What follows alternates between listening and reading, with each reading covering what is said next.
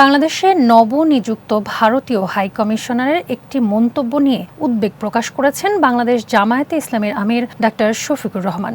ভারত ও বাংলাদেশের এক হয়ে যাওয়া প্রসঙ্গে দেওয়া বক্তব্যের ব্যাখ্যা জানতে সরকারের প্রতি আহ্বান জানিয়েছেন তিনি। শনিবার নিজের ভেরিফাইড ফেসবুক পেজে দেওয়া এক পোস্টে ডাক্তার শফিকুর রহমান বলেন, বাংলাদেশের নতুন ভারতীয় হাই কমিশনারের একটি বক্তব্য তাদের নজরে এসেছে। ভারত বাংলাদেশের এক হয়ে যাওয়া বলতে তিনি ঠিক কি বোঝাতে চেয়েছেন সে বিষয়ে সরকারের পক্ষ থেকে স্পষ্ট ব্যাখ্যা নেওয়া উচিত বলে মন্তব্য করেন। তিনি বলেন, ভারত ও বাংলাদেশ উভয়ই স্বাধীন ও সার্বভৌম রাষ্ট্র, তাই এমন বক্তব্যের প্রকৃত অর্থ পরিষ্কার না হলে জনমনে বিভ্রান্তির সৃষ্টি হতে পারে। এ বিষয়ে সরকারের কাছে দ্রুত স্পষ্টীকরণ চেয়ে জামায়াত আমির বলেন, যদি বক্তব্যটি আক্ষরিক অর্থে দুই দেশের একীভূত হওয়ার ইঙ্গিত বহন করে তাহলে তা গ্রহণযোগ্য নয় এবং এর ব্যাখ্যা জরুরি।